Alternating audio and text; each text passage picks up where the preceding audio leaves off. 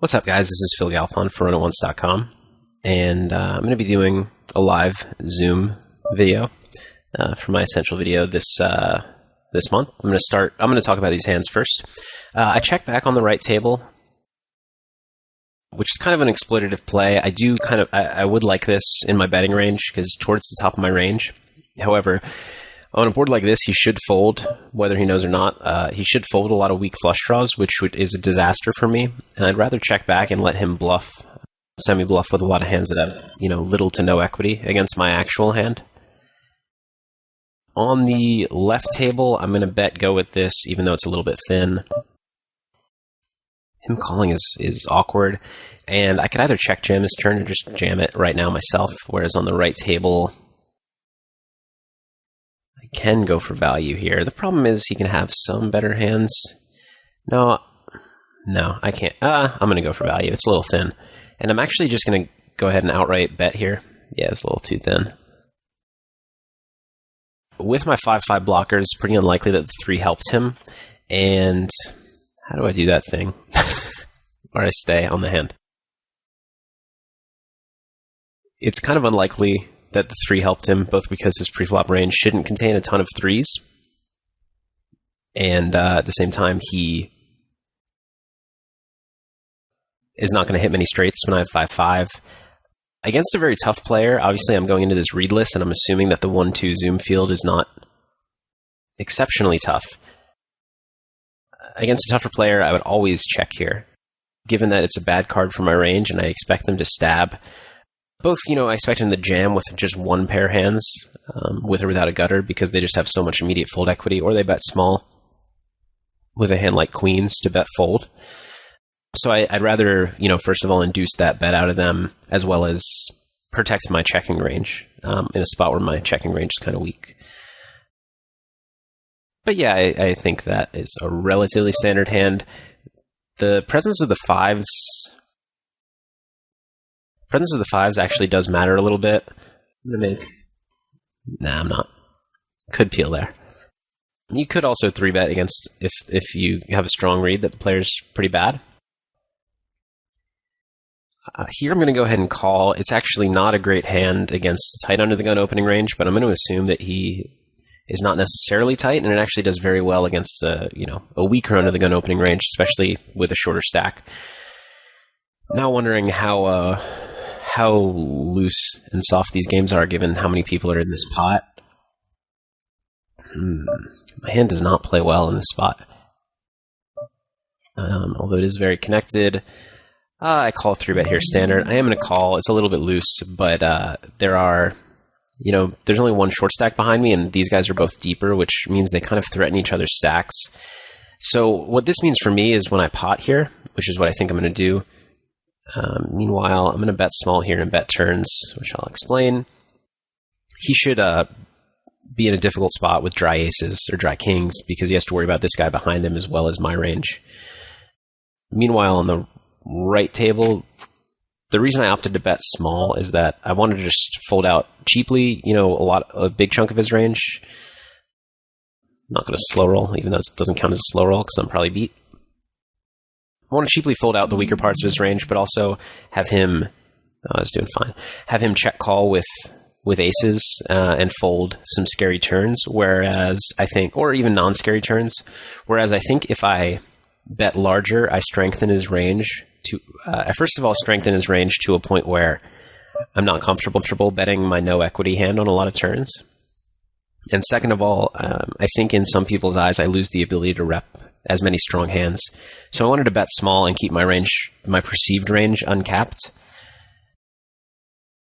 which I am making a lot of assumptions about the Zoom population at 1-2, and I may not be giving them enough credit. But so, for example, against a tougher player, I think they would know that this is actually not... My hand's decent, but it's very, very likely somebody has a good hand here, and I'm not going to get folds. I think I actually just have to fold here. I have a reverse implied odds hand. None of my outs are very good, and I do expect ranges to be pretty strong. It does feel a little weak, though, so maybe a bet wouldn't have been the worst. What I was saying here is a strong player knows that I could potentially check back a 2-pair hand here. However, I think, or a strong player would know that I, 2-pair with no redraw, I often would check back, or not often, but very regularly, because I fear the check raise and being blown off my hand and things like that. So when the board pairs, they can still give me credit for boats, whereas I think somebody who's a weaker player, although this guy seems to be at a lot of tables, he's probably one of the better multi-tabling regs, but I didn't know that at the time. If he's not as good of a hand reader, I was assuming might think that once I check back, I can't have those 2-pair hands, so when the board pairs, I just can't have anything, with the exception of maybe trips. So that's the reason I decided to bet small, and I think it actually gets the most money out of aces or kings, to bet small once and bet a lot of turns, whether they connect with the board or not. This is a decent hand, but against a somewhat early position open, I'm going to fold. This is a fold. Did I want to talk about the other hands? I guess we have so much action that it's not like I need the filler. I felt like there might have been something I wanted to say. No, not really. Obviously, a really strong hand here, and I don't think there's much reason to 4-bet. I'm assuming that people 3-bet relatively strong ace-ace heavy ranges. Although I am doing perfectly fine against aces, I think I'd rather just call and play post flop. And this is a flop that's really good for me. I'm actually going to check, and I'll explain in a bit. I'm going to bet here. This is a spot that I sometimes might check, although at his stack I wouldn't check with much of my range anyways. And so I am just going to check jam here. I think it's far and away the best way to play the hand because the cards that hit me on the turn are going to scare him anyways. Sometimes I like to bet small here and jam turns against people. However, I think that he's very often going to realize what turns miss me and what turns hit me and kind of play assuming that I have a straight draw. So I don't expect to get fold equity, except on the turns that I don't want fold equity on. And as far as the pre-flop play, if I knew that he 3-bet hands like that, I'd actually be better off 4-betting this hand for the sole purpose of having him fold on like a, I don't know, King XX flop or Deuce Deuce X flop. And I mean, I'm not even equity underdog against this hand, or I'm barely an equity underdog, I would guess. But yeah, I think so. If I do realize that people are 3-betting light, this is a good 4-betting candidate. Although only out of position, in position, I'd rather take my positional advantage and just play post flop. It's a little bit loose of an open, but I feel like I can get away with it. Nothing wrong with folding this in a tough game. Good flop for me on the left table. Good flop for me on the right table. I'm going to go ahead and see if I can induce some bluffs. If I bet, I think I narrow his range. I just had the urge to pause and continue. If I bet there, I narrow his range to contain a lot of the stronger portions of his range that I do fine against, but not super well. Whereas when I check, I think he bets with so many hands, and I have a deceptive hand I can check call with. But on 8-9-7. He's not going to be calling flop very light. So I felt exploitatively I could check and try to get value that way. It's tough because he's not going to have much here that can call, but I just think a bet's going to outperform anything else. Meanwhile, I have a double gutter and a pair here. I'm trying to decide if I have fold equity against one pair. I don't think I do. I'm just going to take my equity and call. And then I think I am just going to lead here and hope he has 2-pair. Because I don't really see much value in checking. He'll bet some missed draws, but for the most part, this is the best way to get money, I think. I'm actually going to go ahead and lead on this right table. I think this is a flop people check behind correctly. And I have the second nuts, and we're over 100 big blinds deep, so I don't want to check raise, get it in. But this is certainly a hand I can bet for value. And I can definitely see him calling the flop there with like a, Ace-Ace-7 or Ace-King-Jack-7 or 7-8-9 type hand, all of which he might check back or fold to a check raise if I wanted to opt to take that route. But it seems like, a good lead candidate, and actually with my full range, this is a good board to lead. Like with a lot of my marginals, it's a good board for me to lead as well. Limp and an ISO. It's a pretty bad hand. I'd rather teach you guys good habits. I'm just going to fold that. So I did have some, I have some footage from members that I was debating reviewing. However, first of all, I'm not always in Vancouver. I'm not always able to play. So I wanted to give you guys some live footage while you had the chance. Second of all, I don't know, I thought this would be a little more fun. But as always, I know, especially, with you Essential guys, I don't have as many videos to get it right. So I definitely want to know what you guys want more of. What you guys want more of and less of. I'm almost definitely going to fold this hand, although if it gets limped around, I won't. This is maybe a little bit too loose of an open in a non-ante game, but it kind of depends on the table. And this is a flop that should not hit his small blind calling range at all, and I do have a nut blocker, so I really don't fear a check raise. I'd be very surprised if he check raised, and I wouldn't know what he would have.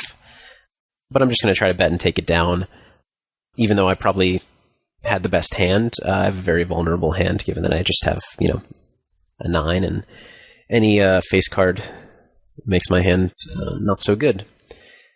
Ace, Ace, Jack. Stacks aren't great. I guess I'm going to bet, and there's a good chance I barrel off on clubs, or basically whenever I have blockers, I'm going to barrel off.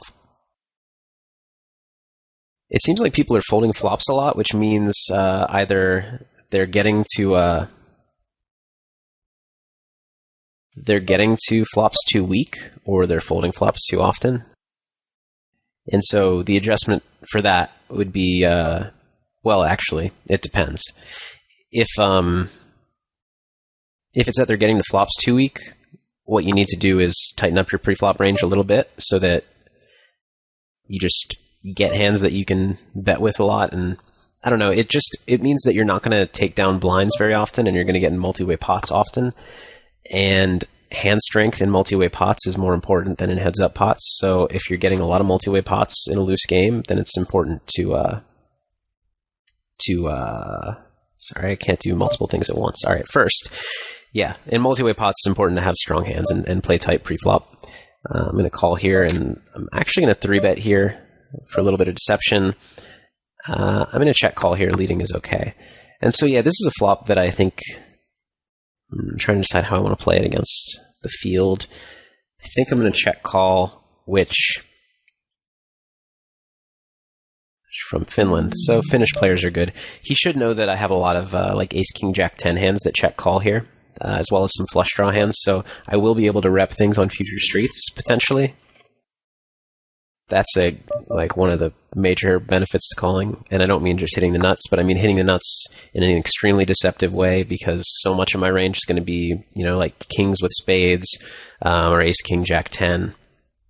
And so if he's a tough player, he should barrel this card with pretty much all of his air, I would say. Queen high diamond blocker. I'm a little tempted to bluff, but I mean, I guess a little silly. So I am just going to call here and hope that I'm inducing some bluffs, I think. Or actually, you know what? I'm going to jam and hope he has 2-pair, because I think that I lose action on a lot of rivers, and I think given that I block no pairs, 2 pairs is a pretty likely scenario. And so let's hope he just thinks that I'm jamming light. In this case, he actually had a wrap and a flush draw. So well played by him. And his wrap ended up being dead, except for his 9-5, which he hit. But certainly can't fault him for playing his hand that way. I would have bet a little bigger on the turn, actually, in his shoes, exploitatively, because you're not going to get... He conveyed... He let me know that I had fold equity against his range, or he tried to tell me that I had fold equity against his range, which exploitatively is good when you have a strong hand, but not good when you have a weak hand like this, that, has to call it off and is fine calling it off, but would rather make me fold. And, he's actually doing, very poorly against, like, kings with spades. But other than the bet size, I think he played the hand very well. I call a 3-bet. You'll notice I keep checking countries, because that's the only reads that I'm going to get. But I don't have a ton of good advice in terms of, reading people based on country. I'm going to call here with top pair. He bet pretty small, and I have position, and I think there's not too much to say about it. And so this is a situation where if he checks, I have a pretty reasonable bluff spot, given that I have decent equity if he check calls with aces, which he probably folds, but just that he just folds often enough with non-flushes. He ends up betting, and I'm actually just going to fold myself. And meanwhile, I'm going to fold weak kings here. I just don't think I do well enough. I guess I am going to have to keep my explanations a little bit shorter than I'm used to, given that it's Zoom and it's live. I keep thinking there was something else I wanted to say about something else. Here, I'll take a little time to fold that hand while I look through my hands. No, I mean, no. I think doing something with queens there would have been a mistake. And I think this is, he ended up with a non-bluff. He had a bluff, but it was just a wrap plus flush draw, so it's almost a mandatory bluff. But the way this board ran out, both based like my pre-flop play and my flop play against a tough player, really make the board ran out in the perfect way. Obviously, for my hand, anytime you hit the nuts, the board ran out perfectly. But there are other ways this could have run out good for me. Like a high card on the turn, I could either lead into him or potentially check call again and or check jam and make him fold, although not with his actual hand. But I think there are a lot of situations where he checks back turn and folds river with big chunks of his range. Not on the 8, but I mean on like a jack or a spade. So I think in addition to having a lot of deception on this turn, and I think if he is a tough player, I would have expected on a lot of... how do I want to play this against him? Short stack. I think I'm just going to get it in. Against a lot of... if he's a tough player, on a lot of turns he's going to check back, and against a lot of his range, if he's a tough player, what I really meant was that he's going to bet this with just, pretty much anything, just because of how much immediate fold equity he has against my perceived range, and actually my actual range. My actual range is pretty weak on that turn, which is why you want to include some hands like that.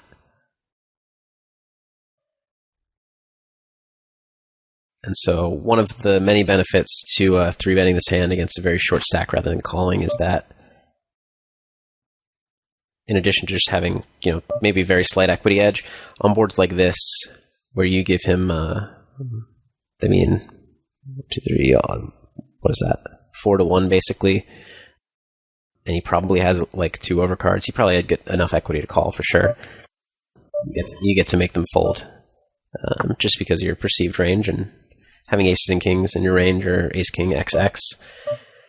I am running out of time at a lot of these tables, so I'm going to play faster, talk a little less, although that's certainly a challenge for me.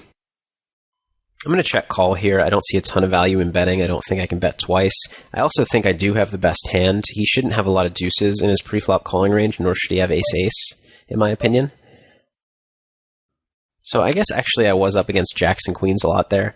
No reason to bet the river, I think, given how often he can have a straight with those hands, and I'll actually have to check fold, I think. He also can have like an 8, a connected 8, which is also very strong on this board.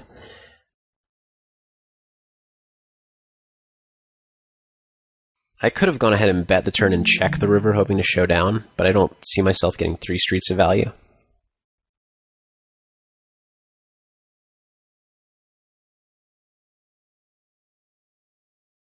Oh, what I was talking about is, no, I remember. People folding. Flops, which either means, pre-flop looseness or post-flop tightness, or a combination of the two.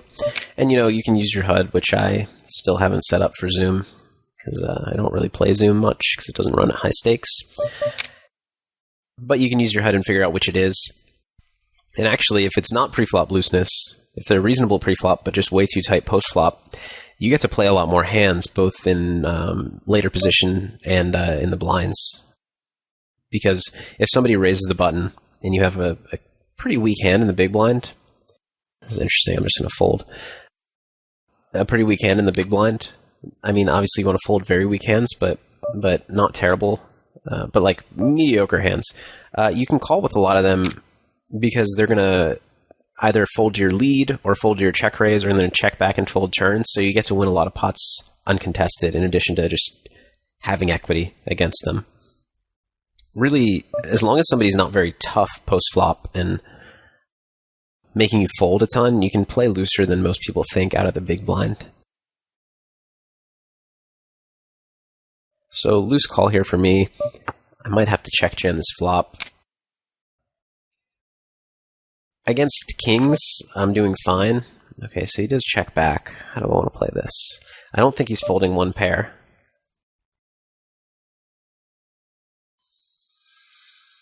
Do I think he's folding one pair? No, I don't. I'm going to bet to see if he folds no pair, like the ace, king, jack, 9, etc. And, also it avoids me getting blown off my hand, which has decent equity against all of his one-pair hands. I'm not going to bluff this river because the king's a good card for him, both in his actual hand and his range, and I don't rep a ton when so many draws miss. Or I rep plenty, but so many draws missed. And so he actually would have been getting in really good on the flop when I check jam, but I don't fault him for that check. Or actually I do. Let me talk about it. I can sit out next hand at this table while I talk about it for a second. So when I raise in the hijack and call a 3-bet,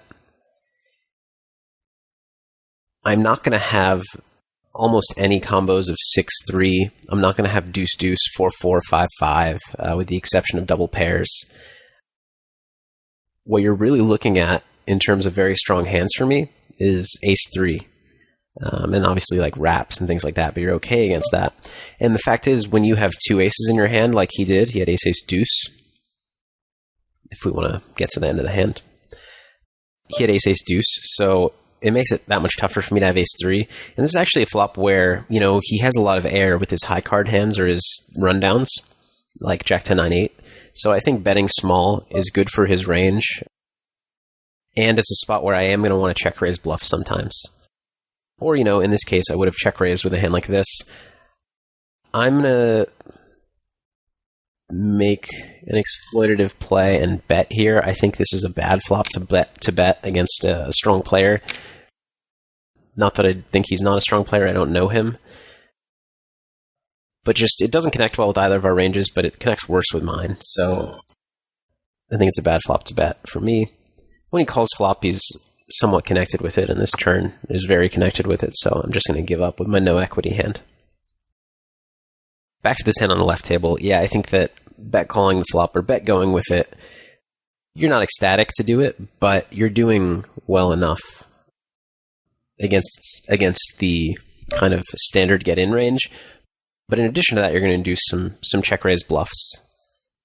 This is assuming that you're up against a tough player. But also, you can be up against a less tough player with kings, or a tough player with kings, and they're just going to go with it. Or with a hand like mine that has ace-5 with two kickers. In my case, two of the same kickers, which is way worse for me, better for you. And you're doing quite well against those hands. So I think it was a mistake for him to check back, even though the board looked a little bit scary. Pretty standard check call here. I don't have much of a leading range, but it wouldn't be a bad board to lead if I did. Call and try to flop a set on the left table. Advanced strategy. The board ran out, obviously, very badly, and I don't think... Well, I actually do rep... How good do I think he is? I'm just going to try to show down. I could have missed some of these straight draws, 4 through 8, and I do have a little bit of showdown value, so it's not like I auto-lose when I check. And yeah, a lot of two-pair hands, like that may have called. So I'm only trying to fold out like aces or ace-king for the most part, and occasionally two-pair. Left table, I can't fold the flop, in my opinion, but it's kind of ugly.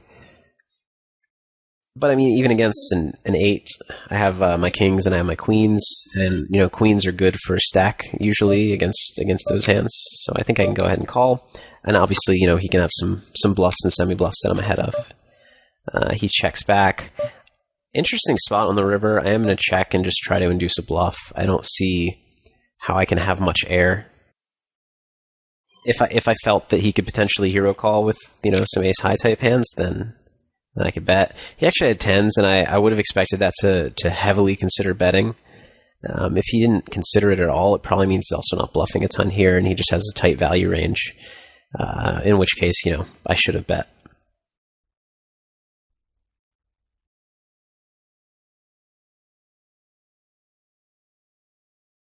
I mean, as you can tell, I'm going bigger from early positions and smaller from later positions. I think I actually have different size, from each and every position.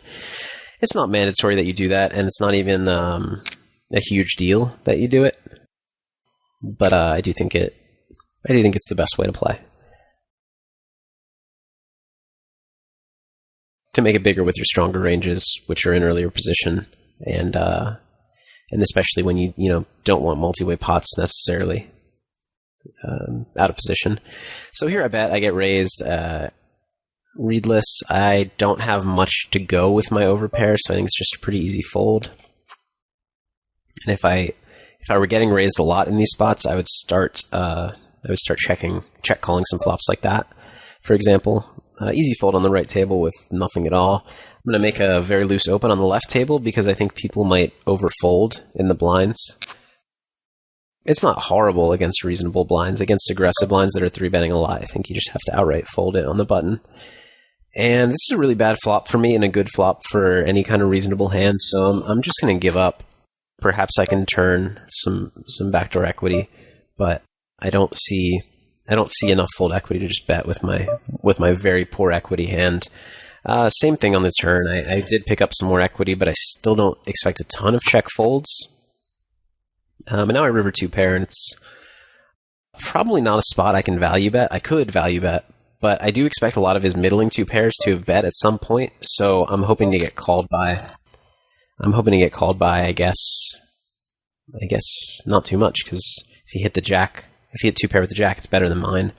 I am going to check. I think I win, but I just don't think he has many calling hands, and I think occasionally, he has some better hands.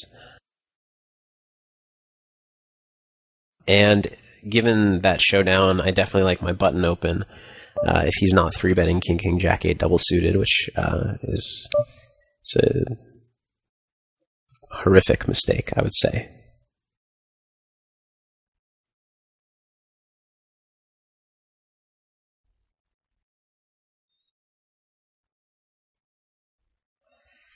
Ten eight 7 6 in a tight game you can open, in a loose game you can't. Which may seem counterintuitive a little bit, but it's mostly because it's blind steal, and you don't want multi-way pots with this hand. It just does not play well in multi-way pots. I am going to continue to kind of open looser because I don't think people are doing anything about it. Stealing blinds in PLO is, if you can actually do it, it's quite an attractive proposition, just given how much equity and playability you have with even your weaker hands. In no limit, making a blind steal with 10-4 offsuit, or like even 9-3 suited from the cutoff is not as attractive. First of all, because they can 3-bet and force you to fold, but also because even when they call with 10-9 suited or something, you have so little post flop playability. You're dominated so often, but in PLO you're just not dominated as often, especially if people aren't playing very tough. I think that I feel very strongly, actually, that I could profitably open any hand on the button in these games other than trips, perhaps even some stronger trips. So if you are in these games, I would recommend that you start doing that. If I had a HUD, I'd check their combined fold stats, but the amount of times that my cutoff raises are getting through is I mean, it shouldn't be happening very often at all.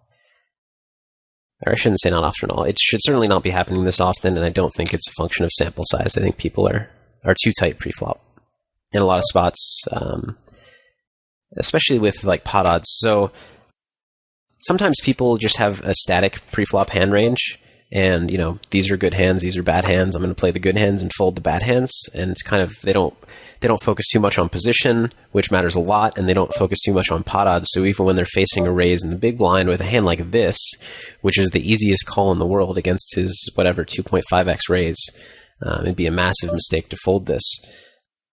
People just look and say, oh, this isn't really a playable hand, I'll just fold. And they're actually making a big mistake, and they're making it very profitable for you to raise the button. Check call flop with gutter and second up flush draw, a backdoor straight draw as well. I don't rep a ton to be check raising that flop. Exploitatively, in a vacuum, it might be nice to check raise that flop and get a lot of fold equity against what I assume is a weak button opening range. But in practice, or sorry, in theory, I shouldn't be able to check raise this flop often at all. Same with the turn. I actually would like a turn check raise much more than a flop check raise, but I think I like a check fold most of all. He's going to just have something too often. We are deep enough that I'm going to go ahead and 3-bet this. I believe this is the guy that potted the flop after 3-betting, which on a paired board, which is not necessarily a mistake, but most people that do that, I think, are going to be doing it incorrectly or don't have a good reason for it, and so I think it's, a clue that he's not a strong player. I hate to be, I'm acting like everybody's terrible. Certainly Lucky Fish seems to be a very good player, just based on the few hands I played with him. I am going to go ahead and bet this flop, pretty standard, I think. But yeah, deep stack, even against a tough player, I think this is a good 3-bet in position. It just is very tough for them to do anything about it. And I am going to bet this turn. Given that the board paired, board pairing hurts my equity a lot, but at the same time, it makes it so that I have some good fold equity against his Queen X hands and his diamond hands, because he no longer has. With Queen X, he now has very little equity against Ace-Ace, which is what I'm repping. And with his diamond hands, he has a little bit less equity against that, given the board paired, but mostly, he has poor equity against, or he has zero equity against boats, so people tend to fold on draw-heavy boards when the board pairs on the turn, quite often. Raise the button to get called, deuce, deuce, 5. I'm going to go ahead and c-bet, which I would do relatively often in this spot. There's just not a whole lot he can do about it, and if he wants to start check raising a lot there, he's just going to be far too weak, and I'm going to be able to call down or bluff raise often enough. So I'm trying to think, now that I am playing, playing a 30-minute sample of these games, both of these are close. This is a call, and this is probably this is close. I can call, I think. See? I want to try to give you guys some practical advice, given just what I've seen. In this case, he checked back, to me means you might have a straight, actually. You might have straight, you might have pair that turn 2-pair, or like Ace-Ace-King, which is probably folding. But I think just betting twice is going to show more of a profit than anything else. A lot of people, want to take every opportunity to get tricky, but it just, you don't need to be getting tricky all the time. I'm going to check call here. I have a hand that is almost certainly the best hand right now. However, when I check raise and get called, and the turn is anything but a board pair or a queen, my hand is no longer extremely strong. Everything either brings a straight or makes my hand not top 2-pair anymore. As it played out, I still do have top 2-pair, and so if I knew this was going to be the turn, I would have check raised the flop.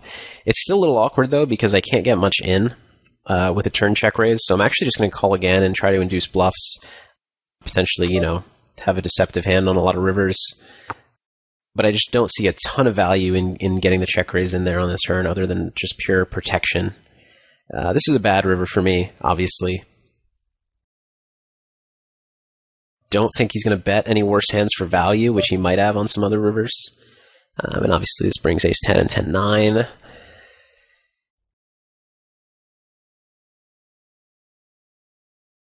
This is close. If he doesn't turn aces into bluffs, this is a fold, I think, given just how often he has enough to show down. I think I actually am going to fold here. I think, yeah, there are just too many hands from a reasonable cutoff range that connect well enough with that board that they don't have to bluff. Like, I think he shows down a queen there. given that I can have some like pair plus straight draw on the low end. So I also think he shows down aces even with the blockers. So I think I'm just too often looking at either like a set of kings or 10-9 or ace-10. It's a pretty bad hand. It looks like he 3-bet less than pot, which means I can call. Against pot-sized 3-bet, I would not have called. And I'm actually just going to bet small on this flop. Kind of just protect my hand and take it down. I don't mind if I get a caller. I don't even mind that much if I get a raiser, but I didn't want to bet big and well, I just think a small bet accomplishes what a big bet accomplishes. If they have a better hand, they're calling either bet. If they don't, they're probably folding to either bet. I am going to slow play this and hope that he tries to rep aces if he has some kind of rundown or if he has kings or something. And I am going to go ahead and bet here. If he has an ace, he's not folding, but if he has jacks, he probably will, because he's doing so poorly against any kind of reasonable hand. I think at this point he either has aces up or like a draw that now became a straight. So I'm actually just going to check back. I think I'm looking at a range of only 2 pair and better, and I don't see much fold equity. So he actually called the flop light. So my read was wrong. He might have folded the river with that, but maybe not if he called the flop. His flop check call in a 3-way pot I think is a little too loose. If he were last to act, it would be fine, given how small I bet. But I think he has to worry about the guy behind him. But yeah, I really expected that he turned 2 pair with like ace-6 or ace-8, or that he had, 7, 8, 9, something like that. And I am going to make the value bet here with top 2, even though there's a straight present. I do think he's folding. I think he has a lot of like king, queen, jack 10 or ace, king, queen 5. And I don't know if ace, king, queen 5 can find a call here. I don't think it should. But I just think it's extremely unlikely that I'm beat. So why not give him the chance to make a call? This is the guy that called the flop pretty loose. I should be taking notes. But I am going to bet the turn just for pure value and protection. If he's calling flop with ace high, then, good things can happen. He did fold on the right table, probably with 1 pair. And river boat, which is great. I don't see much reason to induce a bluff, and I do think I'm actually getting called a lot by flushes, given the way he played this hand. I'm actually going to overlimp with queens with jack 10 with no suit. I just think it plays fine that way. I don't mind a multi-way pot, but I don't want a bloated pot. Since he calls flop so light and then he called it, just think he has a lot of flushes in his range. He actually had oh wow. I think it's a mistake by him not to jam this river. But he played the hand well other than that. It's a pretty weak hand to be 3-betting. I'm actually just going to call, even though it's a little loose. We are deep, so it wouldn't be the end of the world, but he hasn't really shown me that he's a weak player yet. If he were a weak player, I would 3-bet this.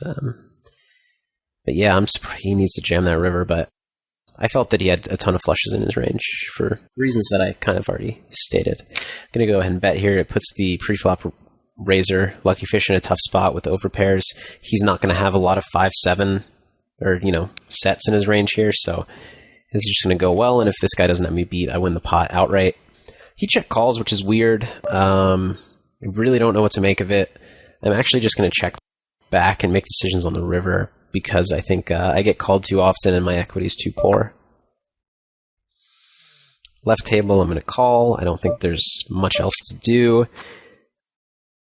And here I'm going to show down my queens and hope I somehow win, but no, yeah, a very strong hand. Like I was saying, it's tough because I keep getting the hands, but I want to give you guys practical advice. For those of you who are playing this game, I would start by opening a ton of buttons and cutoffs. I would defend the big blind more than you likely are, or more than these guys are, certainly. How do I want to play this? If he has an ace, I want to make sure I stack it. I don't think I'm getting value from king anyway, so let's just make sure we stack an ace. He's probably going to fold here, but I want to put him in a spot where he can't really fold an ace for a full stack. I thought he's going to jam an ace. I'm hoping he somehow finds a hero call with kings if he has it, but hopefully he just has an ace and auto calls. It's very tough for me to have air. I'm very confused about what he had, to be honest. He could have turned some kind of wrap, perhaps. But yeah, so as far as pre-flop, opening more, post-flop, it seems if you do a little bit of analysis in Pro Poker Tools, I'm going to cold 4-bet this.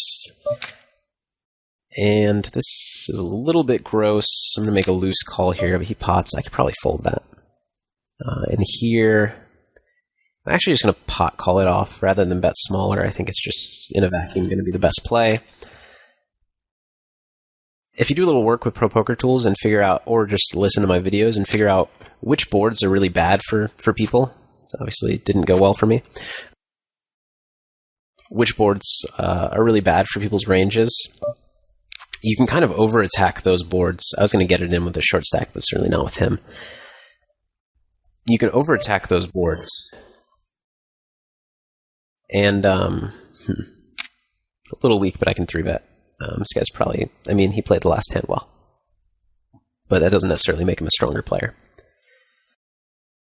Yeah, so like the low card boards that I'm talking about that miss everybody often, you can play those boards faster against people that don't realize that they miss. I think the biggest way you're gonna like really significantly exploit people in these games, other than the pre-flop tendencies, and you can look at their HUD stats and get post-flop tendencies.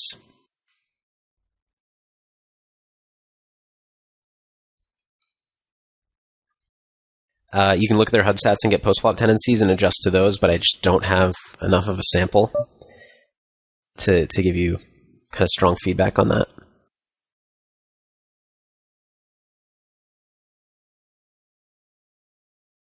But yeah, basically the generalized advice I would give you is just looking into spots where it's hard to have the nuts based on pre-flop ranges, or hard to have strong hands based on pre-flop ranges, and just attacking those spots so often, because I don't think people know about them for the most part, and I think that's where most of your edge is going to be. And actually, I do always try to encourage this. This is a very interesting situation. He talked to me and then 4-bet small and checked this flop with 2x pot. I think he has aces a lot, but I don't think I'm making him fold it, so let's just try to improve.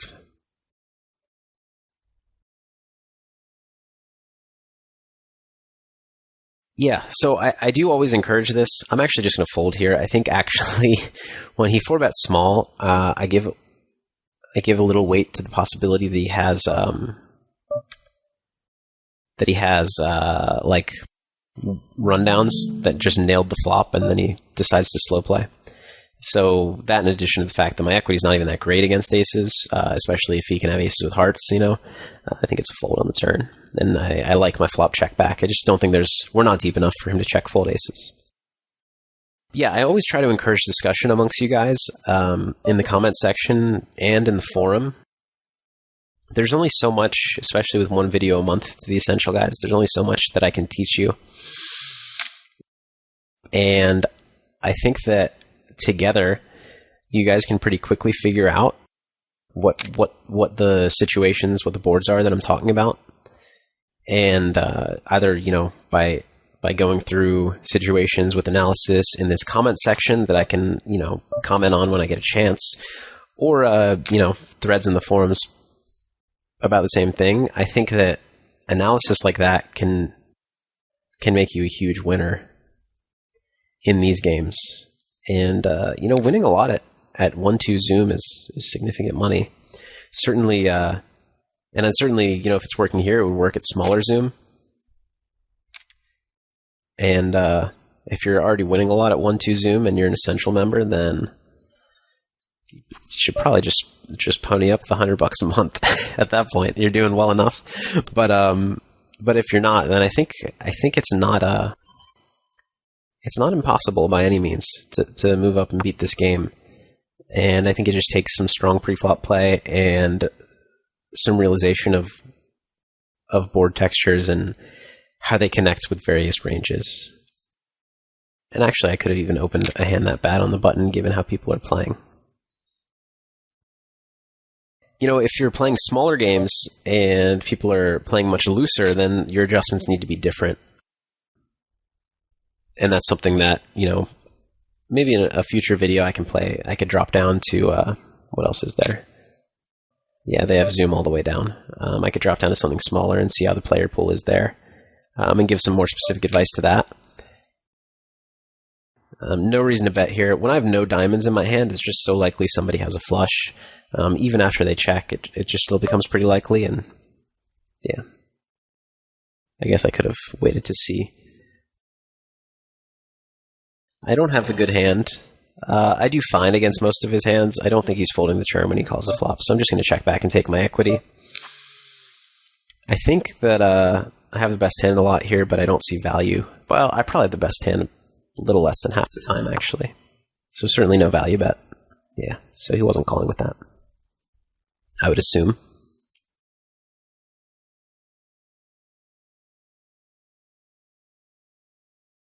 I think that if I were to play these games a lot, I would be I'd be bluffing quite a bit, because it just seems as though people are overfolding in heads-up pots,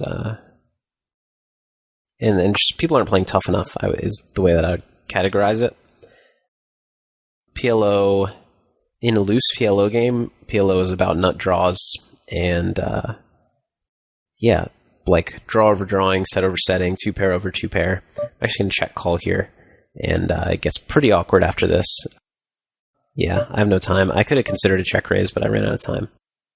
I could also consider potting the turn into him, but just because my equity now on the turn is improved against his full range, which contains a lot of draws. It also would force him to go with 10-7, which he might check behind now. I think I should have potted the turn or check pot of the flop, and now that he bets, it's actually very awkward for me because his range to bet 64 here is pretty nutty, I would think. And given that he opened under the gun, I'm actually just going to fold this hand, even though it seems pretty weak.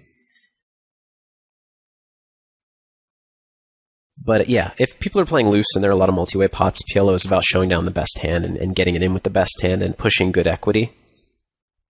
But in situations where people are playing tight and passive,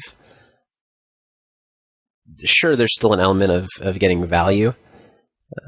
But these are two very, very bottom of range hands. I'm going to fold against this guy because he seems like a reg, and I'm actually going to call against this guy because he doesn't seem like it. And just getting 3-1, more than 3-1, 3.5-1 pre-flop, closing the action, I think I can probably show profit. Again, having no clubs in my hand hurts here. I think he has a lot of ace-ace or 2-pair type hands, and I think I am just going to check and potentially bluff river, though, if he gives me the opportunity. I am going to bluff river. I don't think it's going to work more than 45, 55% of the time. So when I get called, it doesn't mean that I'm wrong about the games. But really, if he's just if people are giving up very easily, how do I want to play this? I'm just going to raise now. It's unfortunate that I ran out of time bank because talking and playing at the same time, I could probably make some better decisions. Certainly nothing wrong with going ahead and raising the nuts with no redraw, rather than calling and potentially losing action from some 10-9-8 hands. Good turn for me. I don't think there's really any reason to do anything but jam. Betting small is not something I do with any portion of my bluff range, and just doesn't make sense. So I just think jamming here is best. And, hope he finds a hero call. It's interesting. He probably had a 2-pair hand or a 10-9-8 hand. Just interesting that he would pot flop and check fold there. It's a really bad board for me. It looks good for my range, but again, no hearts in my hand, no ace in my hand, no king in my hand. It just becomes that much more likely that he has those cards. So I'm actually just going to check fold here and probably not find an opportunity to bluff later in this particular case. Here, I am going to go ahead and bet. I'm going to fold here. I was considering checking and letting this guy stab and potentially this guy call before just jamming with a hand that doesn't want to get jammed on, but doesn't mind being the one betting. Interesting turn. I obviously am going with this hand, and I'm happy about it. The question is, do I bet and induce weaker calls? I think if I pot, he's going to fold the hands I want him to call with, so I'm actually going to bet small here. You could also consider checking and hope he shoves like it's just a queen somehow. Because on the previous hand on the left table, he did bet when check two, which is all we know because we didn't get to see his hand. But this is different when people are shoving when check two. It's not really the same. I'm going to jam, hoping he somehow has two pair. I could check to induce a bluff, but I think this is going to show a little bit more of a profit.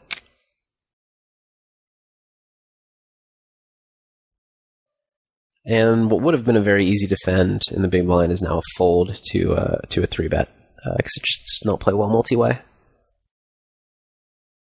I mean, it's not even that exceptional of a hand heads up either.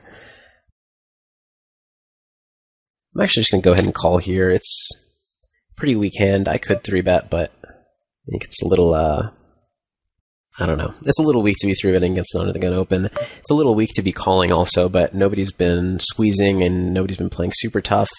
And if people are going to check here and check fold, which I'm not sure if that's what he's doing, but if he is going to check fold, then these games are easier than I expected. Not that you should have no check folding range here, but people are missing a lot of kind of standardish c-bet spots, which is not bad if you're defending once you face checks. So this is a board that people are going to miss a lot, and one of the boards that we talked about, he did check call. I'm really not sure what to make of it. I do have queen-queen with a jack. Could have an overpair. He could have one pair type hand. I'm just going to go ahead and bet. I'm actually going to pot. I think gives me the most fold equity against a hand like kings. And my equity is fine against anything but, sets and straights, which I don't think he has. Here, I'm going to check back, potentially bluff later, but again, I block nothing. It's very interesting. My hand is certainly a bluff now if I bet. I mean, I think I'm beat. But, I do think I'm beat. Almost certainly. I think he has like two pair or maybe 7, 8, 9. It's the only hand I can beat. I just don't think he's going to fold often enough with the snap call on the turn. And so he did check call top 2 there. He actually played that hand in a good way. The way that he snap called and things make me think well, who knows? He played that hand well, that's for sure. I might as well 3-bet this. This is a better hand in a multi-way pot, and certainly a better hand against a deep stack, but I don't really lose anything by 3-betting, because if I call and a bigger stack behind me 3-bets or calls, it's not really that good for me, because then my relative position stack-wise is pretty bad. So now I'm just going to go ahead and c-bet small. I don't need to bet much to threaten his stack. Meanwhile here, I went raise call, and I flop nothing on a board that does connect well with ranges, and I am just going to fold.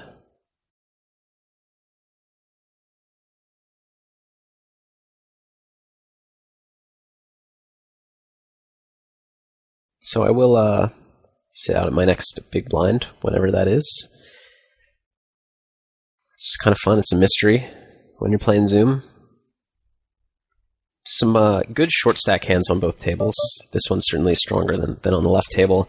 I will open raise, and I will raise a limper, but it's not a hand that I want to be putting in a ton of money with, and it's not a good multi-way hand. And this is actually not a great spot. I'm going to 3-bet. Actually, I've never played with somebody from French Polynesia, but I'm also going to call here. This is an awful hand to be calling a 3-bet with, but we're deep enough, and I just trust myself in position. This is a flop that I'm going to be getting it in on. I'm actually going to bet big to force him to jam his pair plus gutter, which I'm doing very well against, because my hand doesn't play great on future streets. It doesn't turn nuts or near nuts very often. And now I'm just going to bet through. I'm going to call on the left table with ace-king.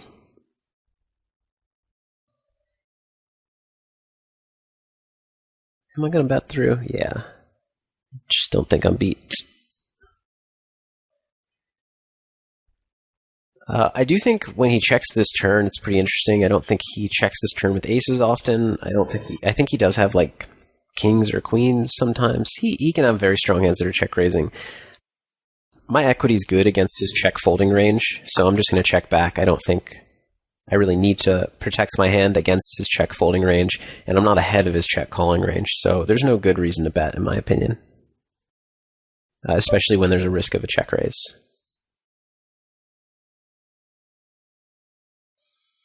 Interesting that he bet. Exploitatively, I think I'm going to check here and try to induce some stuff. It's a board that he's going to be folding pretty much always, especially when I have the 4. It kind of sucks that I have the diamonds too. I'm going to fold this river. No, am I? I have no time. I think it's a fold. I'm curious, so I'd like to call. Okay, so that's going to be very tilting for him if he watches this video, because I probably would have folded that hand if given time to think. Maybe not, but my instinct was to fold, but I didn't have time, and I was very curious and wanted to talk about it more. So his actual hand makes a lot of sense. I was trying to think what value hands he can have. I guess I actually would have ended up talking myself into a call, and the reason is, and that's easy to say after the facts, and make myself sound good, but when he checks turn, I expect him to be somewhat polarized. So when he checks turn and bets river, I don't think he has a hand like 2 pair on the turn that he's pot controlling and now is betting the river with, and I also don't think he's betting a dry ace. And the 5 doesn't change much unless he has, ace, king, jack, 5 exclusively. And if he has a polarized checking range on the turn, it means that he's going to have either a very strong hand or very weak hand on the river. And I think that his strong hands are going to bet more than 80 into 130. I think he's trying to rep like a thin value hand. So I really do think I would have talked myself into calling based strictly on sizing. But yeah, who knows? I certainly think that he played the hand well.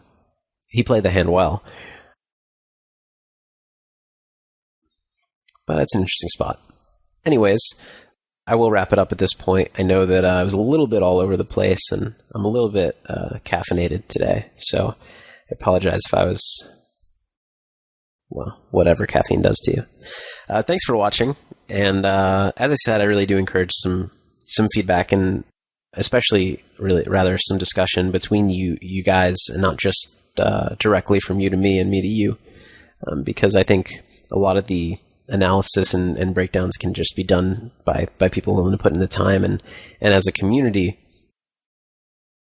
I don't know, I have some run at once community pride. I think as a community we can improve quite a bit, and I think I would love to hear 6 months from now that a lot of the guys watching this video and playing 25 cent 50 cent Zoom PLO or 10 cent 25 cent Zoom PLO have done some hard work together and moved up, due to not just my videos, but due to each other in the Run Once community. Maybe that's ambitious of me, but a kid can dream. I'm going to wrap it up. Thank you for watching. This is Phil Galfond for RunOnce.com. Take care.